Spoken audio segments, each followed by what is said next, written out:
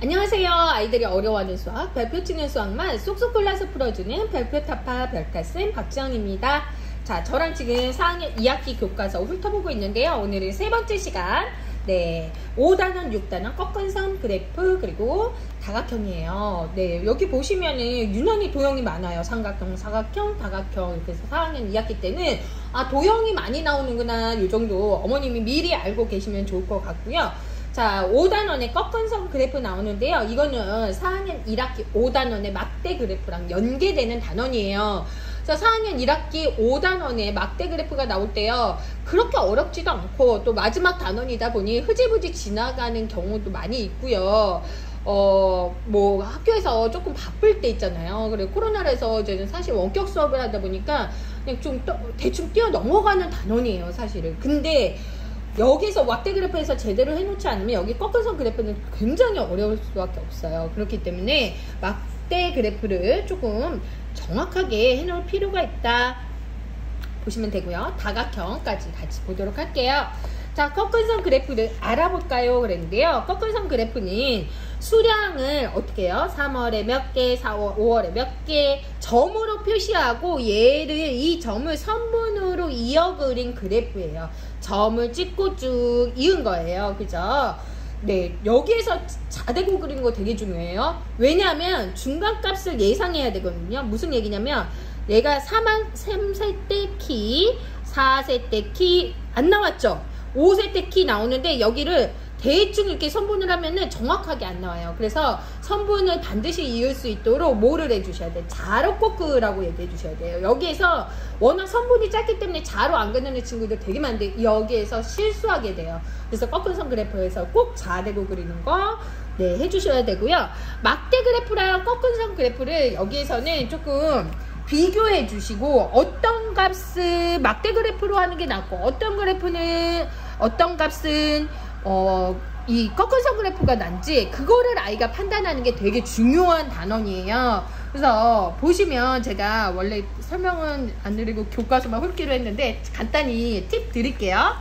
자, 막대 그래프 요거 4학년 1학기 때 나왔던 거고 요거는 지금 꺾은선 그래프예요. 그런데 자, 여기에서 아이들이 이거 좀 자세히 알아야 돼요. 나이가 이쪽이고 키는 이쪽으로 쓴다. 이렇게 분류하는 것도 알아야 되고요. 수일이의 키를 얘는 막대 그래프, 얘는 꺾은선 그래프를 했는데 특징이 뭐냐는지 알게 해주셔야 돼요. 자, 이 키를 봤더니 언제? 11세 가장 빨리 키가 컸고 가장 높구나. 키가 가장 높은 수치를 기록했구나 알 수 있죠. 즉 막대 그래프의 장점은 뭐냐면 한눈에 쉽게 크기를 비교할 수 있어요. 3세 때 제일 조금 했구나.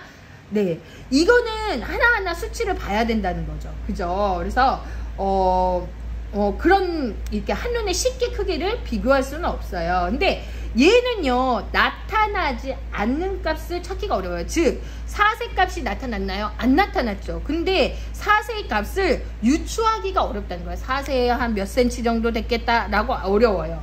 그런데 꺾은선 그래프는 뭐냐면요, 제일 처음에 연속적으로 변화하는 모형과 정도를 알 수 있어요. 얘 보니까 5세에서 7세 때 키가 확 컸네? 이걸 알 수 있다는 거예요. 즉 변화하는 모양과 정도를 알아보기가 쉽다. 그리고 또 뭐 장점이 뭐냐면 조사하지 않은 중간값을 예상할 수 있어요. 얘가 4세 때는 몇 세 정도, 100cm 정도 되겠구나 라고 예상할 수 있는 거예요. 그래서 이 장단점을 조금 알고 있어야 이런 부분을 조금 하기가 쉬워요. 그래서 여기에서 꺾은선 그래프에 대해서 알아보고 그 다음에 꺾은선 그래프를 그리는 방법이에요. 그래서 꺾은선 그래프 그리는 거 아이들이 사실 쉽지 않게 아는 부분이거든요. 쉬워하지 않아요. 그래서 무엇을 알 수 있는지, 여기 꺾은선 그래프를 내용을 그리고 무엇을 알 수 있는지 내용도 알 수 있고요. 그 다음에 여기에 뭐가 나와요? 물결선 나오죠? 물결선은 필요 없는 부분을 생략하면서 세로 눈금 크기를 세로 눈금의 여기 칸을 크게 볼 수 있어요. 그러면서 자료값의 변화를 쉽게 알 수 있다는 거를 알 수 있다라고 이야기하세요. 예를 들면 여기서 0부터 시작하면 너무 많이 걸린다는 거죠. 그래서 한 10 정도부터 시작하면, 아니면 15 정도부터 시작을 하면은 어떻게 더 비교하기가 굉장히 쉽다는 거죠. 그래서 물결선이 필요한 이유에 대해서 나타내 보는 거고, 알아보는 거고요. 그 다음에 꺾은 선 그래프를 나타내 보는 거예요. 꺾은 선 그래프를 직접 그려보고, 가로 세로에 어느 쪽에 조사한 값을 나타내는 거지, 날짜를 여기다 쓸 건지, 여기에 온도를 쓸 건지, 그거에 대해서 정하고, 세로 눈금 한 칸의 크기를 또 정해요. 그리고 필요 없는 부분은 물결선을 하고, 가로 눈금과 세로 눈금이 만나는 자리에 점을 짱짱 찍고, 그 다음에 선분으로 잇죠. 그리고 마지막에 제목을 붙여요. 그래서 아이들이 이거의 순서를 조금 어려워하거든요. 그거는 제가 또 한번 설명드리도록 하겠습니다. 그 다음에 꺾은선 그래프의 활용. 이제는 꺾은선 그래프를 나타냈는데 활용을 어떻게 해야 하는지, 그리고 이거를 어디에서 쓰이는지, 그거에 대해서 좀 응용해서 공부하게 됩니다. 자, 그 다음 볼게요. 그 다음에 다각형에 대해서 공부하게 돼요. 자, 앞에 사각형까지 배웠어요. 네, 삼각형, 이등변 삼각형. 그러니까 이게 교과서의 흐름이 제가 중요하다고 말씀드리는 게 이렇다는 거예요. 삼각형, 사각형, 그 다음에 다각형이 6단원에 나온 거예요. 퐁당퐁당 나오죠. 그러면 다각형에서는 어떤 거에 대해서 알아보는지 볼게요. 자, 다각형은요, 선분으로만 둘러싸인 도형을 다각형이라고 해요. 선분을. 그래서 어때요? 선분으로만 둘러싸인 도형은 곡선으로 이루어져 있거나 중간에 연결되지 않은 건 다각형이 아니라고 해야 돼요. 여기 있어요. 선분으로만 둘러싸인 도형, 곡선이 포함된 도형, 이런 것들을 좀 구분할 수 있어야 다각형이 된다는 거죠. 그래서 두 가지를 꼭 기억해라. 중간에 연결되어 있니? 중간에 연결되어 있니? 그 다음에 곡선이 있니? 이거 두 개. 그러면은 얘는 다각형이 아니다라고 보시면 돼요.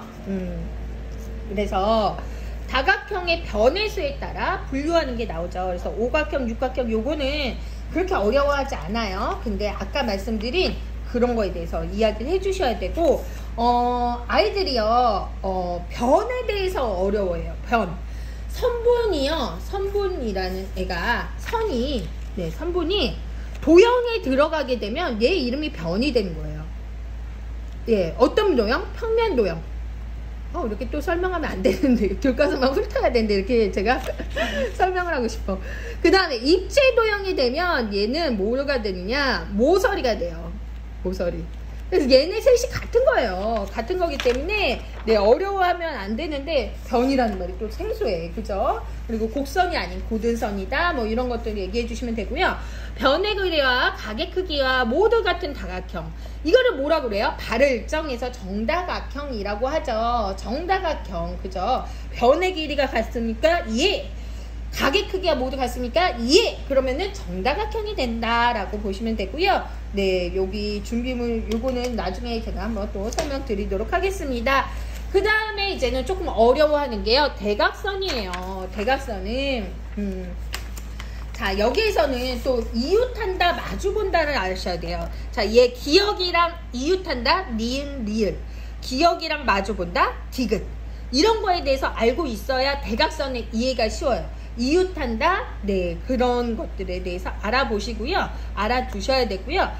다각형에 대해서 대각선을 실제로 그려보고, 여기서 보면 그려보고, 이거에 대해서 여러 가지 다각형에서 대각선을 그었을 때 어떤 대각선들의 특징이 있는지, 그거에 대해서 이제 개수에 대한 특징이 생기거든요. 그거를 한번 보면 될 것 같아요. 그리고 여기서 보시면 여기 나오는데요, 사각형의 모양체 여기 나오고요. 여기 단원에서 나오는 거 내용 중에 하나가 사각형의 대각선의 특징이 다 달라요.